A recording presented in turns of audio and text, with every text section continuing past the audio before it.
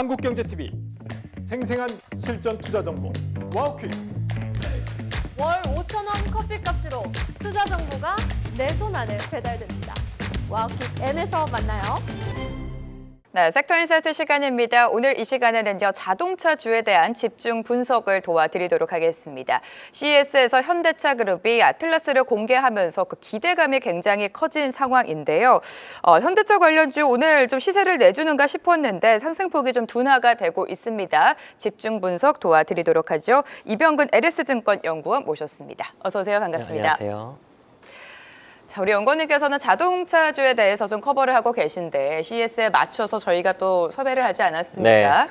자, 현대차 아틀라스가 공개가 됐습니다. 가장 중요한 건 사람과 같은 이 정밀하고 섬세한 손인데 평가는 굉장히 좋았고 사실 장 초반부터 현대차가 시세를 굉장히 많이 내줬는데 지금은 다 내려왔거든요. 맞습니다. 왜 이런 현상이 일단은 나타날까요? 시장에서 처음에 기대한 네. 거 이상으로 이제 잘 나왔다 보니까 네. 시장에서 주가가 굉장히 좋았는데 일단은 좀 최근에 로봇주가 너무 좋긴 했어요. 이제 현대차도 좋았고 이제 자동차 산업 내에서 조금 로봇으로 수혜를 받는다고 평가되는 뭐 현대차, 모비스, 만도, 모토에버, 위아 이런 로봇 관련된 주식들이 굉장히 좋았었기 때문에 일단은 뭐 결과물을 확인했으니까 시장에서는 약간 좀 이익을 좀 실현하고자 하는 그런 네. 움직임이 조금 있었다라고 보고 있고요. 뭐 지금 조정이 조금 있기는 한데 장초반 조정이 조금 있긴 한데 이 로봇 자체가 단기적인 이슈로는 보고 있지 않기 그렇죠. 때문에 조정이 있다면은 그만큼 좀 기회가 될 수 있다라고 일단은 판단하고 있습니다. 네. 네, 지금 현대차 그룹이 단순히 자동차 제조사를 넘어서 피지컬 AI 선도 기업으로 탈바꿈하겠다라는 선언을 계속해서 강력하게 보여주고 있습니다. 이러한 뉴스가 오늘 하루의 호재로 그치지가 않겠죠. 중장기적으로 봤을 때 현대차 그룹 어떻게 바라볼까요? 일단 SDF나 이런 로봇 같은 거를 통해서 AI 디바이스 기업으로 좀 탈바꿈이 가능하다라고 보고 있고요. 일단 로봇 말고도 이제 SDF를 굉장히 이제 중요시하고 있는데 이 SDF라는 게 공장 내를 그냥 소프트웨어 중심으로 네. 다 설계하겠다는 의미거든요. 그래서 단순히 이제 자동차 기업을 넘어서서 이제 AI 디바이스 기업을 탈바꿈하겠다는 의미인데 이 말은 자체는 AI 공장 자체를 AI 로봇처럼 이제 구축을 하겠다라는 의미이고 자동차 제조를 넘어서서 이 제조 알고리즘 자체를 자산화하고 그 안에 이제 로봇을 투입하겠다는 의미이기 때문에 약간 테슬라가 가려고 하는 방향을 저는 굉장히 좀 비슷하다라고 보고 있거든요. 그렇기 때문에 테슬라와 같이 장기적으로 조금 AI 디바이스 기업으로 좀 재평가될 수 있는 그런 이제 변곡점이 되지 않을까 이번 CES가 그렇게 보고 있습니다. 네, 이번 CES는 로봇이 일상생활에 실질적으로 어떻게 투입이 되는지가 증명하는 한 해가 될 것 같은데 일단 로봇 투입으로 인해서 원가 절감을 우리가 또 빼놓을 수가 없습니다. 현대차가 이미 공개했듯이 2028년부터 공장에 투입이 되면서 실제 사람과 같이 로봇이 일하게 되겠다라고 청사진을 그렸는데 원가 절감, 미래 수익 구조 어떤 영향을 줄까요? 근데 뭐 단기적으로 네. 봤을 때는 지금은 약간 테스트 단계이긴 하거든요. 그렇죠. 지금은 네. 테스트 단계고 데이터를 쌓는 과정이긴 하지만 그렇기 때문에 단기적으로 뭐 원가 절감이 뭐 엄청나게 기대가 되는 것은 아닙니다. 근데 아틀라스 자체가 실제로 인간이 하고 있는 그런 정밀 작업까지 투입이 된다고 하면은 장기적으로 봤을 때는 이런 인건 빌리스 그런 해지할 수 있는 요인이 될 수 있다라고 저는 판단을 하고 있거든요. 그렇기 때문에 초기 투자비가 감소함과 동시에 인건비 자체는 줄어들 수 있는 상황이 좀 장기적으로 올 수 있다라고 보고 있기 때문에 장기전은 이런 원가 절감을 통해 좀 수익성 개선이 일부 가능할 거다라고 판단하고 있습니다. 네, 장기적으로 봤을 때 원가 절감 효과를 기대해도 좋겠다라고 말씀을 해주셨고 지금 아틀라스를 보니까 테슬라의 옵티머스랑 또 비교를 하게 네. 되잖아요. 테슬라의 옵티머스 같은 경우에는 실제로 공장에 좀 투입이 돼서 시범적으로 운영이 되고 있는데 이 부분과 비교를 했을 때 차별화, 경쟁력은 어디서 찾을 수 있을까요? 일단 기술적으로 봤을 때는 테슬라 옵티머스 같은 경우에는 뭐 AI 학습이나 데이터를 확장하는 것에 조금 강점이 있다고 하면은 아틀라스 같은 경우에는 그런 물리적인 신뢰성이나 좀 정밀 제어에 조금 강점이 네. 있다라고 보고 있어요. 그렇기 때문에 이 보스턴 다이나믹스가 과거부터 해서 쭉 해왔던 방식이 이제 동적 균형 알고리즘을 구축한 방식인데 이 알고리즘 자체가 공장같이 조금 복잡하고 위험한 공간에서 조금 무사고 작업에 좀 유리하다라고 좀 평가를 받고 있거든요. 그렇기 때문에 그런 측면에 조금 옵티머스보다 아틀라스가 좀 공장 투입이 돼가지고 실질적으로 좀 사고 없이 작업을 하는 것에 있어서는 조금 더 우위에 있다라고 판단을 하고 있기 때문에 현장에 즉시 투입이 가능한 부분에서는 아틀라스가 조금 더 테슬라보다는 우위에 있다라고 판단하고 있습니다. 우리가 로봇을 현장에 투입했을 때 가장 우려가 되는 게 아무래도 사고겠죠. 그런 면에서 봤을 때는 지금 당장이라도 현장에 투입됐을 때 아틀라스의 장점이 돋보였다라고 언급을 해주셨고요.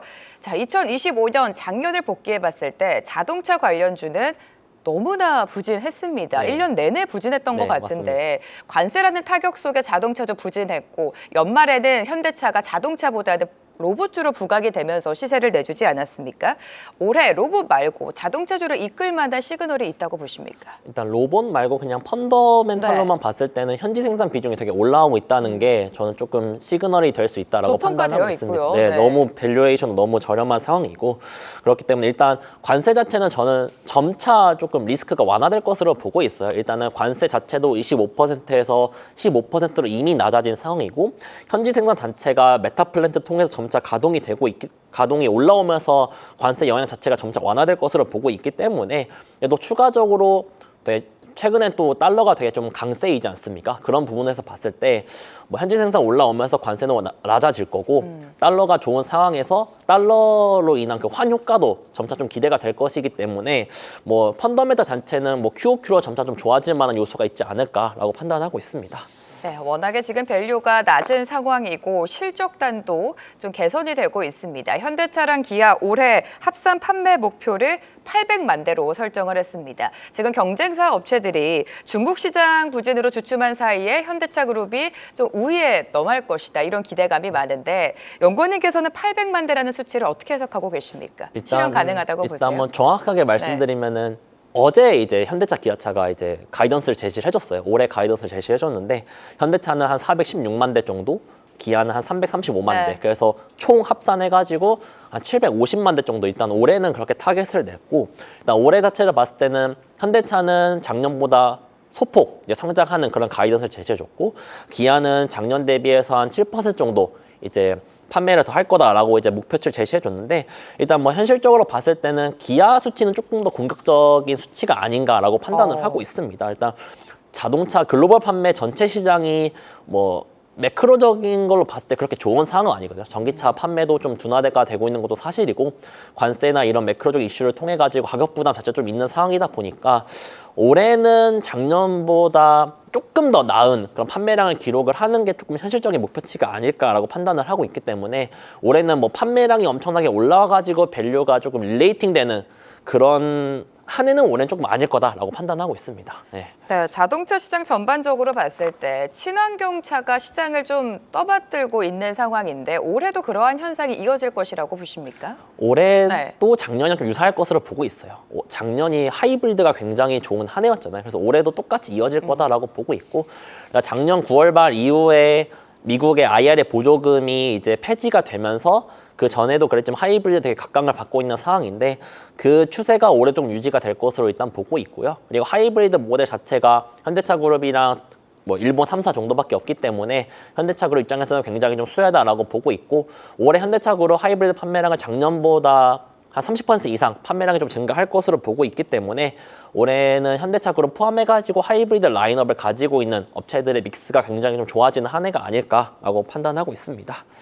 네, 또 우리가 체크해봐야 될 이슈 중에 하나가 올해 2분기부터 현대차가 신차에 플레오스 탑재를 시작한다고 합니다. 플레오스가 정확히 어떤 건지 좀 설명을 해주시면 좋을 것 같고요. 탑재가 됐을 때 다시 돌아가서 우리가 원가 절감 효과를 또 기대할 수 있겠죠. 네, 플레오스 자체는 기존의 이제 플랫폼에서는 하드웨어 하나에 소프트웨어 하나 이런 식으로 해가지고 자동차에 탑재가 됐었는데 이제 플레오스라는 플랫폼은 이제 구역별로 이제 하나의 소프트웨어가 그 구역에 있는 여러 가지 하드웨어를 좀 통제하는 방식입니다. 그렇기 때문에 이게 반도체나 이런 배선 이런 것들이 기존에 있던 차량보다 굉장히 덜 들어가요. 그렇기 때문에 당연히 제어기가 감소하고 반도체나 배선 비용이 감소하면서 한 수천억 정도 비용이 장기적으로 절감이 가능하다라고 보고 있고요.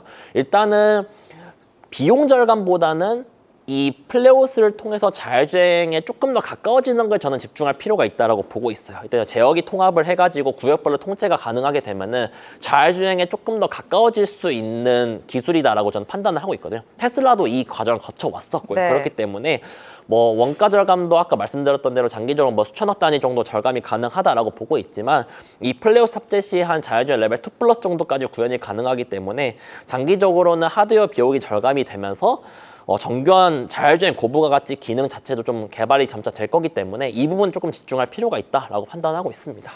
네, 먼저 눈앞에 있는 실적단도 체크를 해보도록 하겠습니다. 그렇다면 이 현대차랑 기아 2025년 4분기죠. 실적은 어떻게 나올지가 궁금해지는데 그래도 관세 리스크가 어느 정도 해소가 됐기 때문에 전분기보다 잘 나오지 않을까요? 일단 네. 관세 자체는 그 25%일 때 받아온 재고가 아직 조금 있거든요. 예, 그래서 4분기까지는 관세 25% 영향을 조금 받을 거다라고 네. 보고 있어요. 그래서 관세 영향 자체는 4분기에는 3분기와 좀 유사하게 현대차는 1.8조 원, 뭐 기아는 1.1조 원 정도 관세 영향이 있을 거다라고 보고 있고요.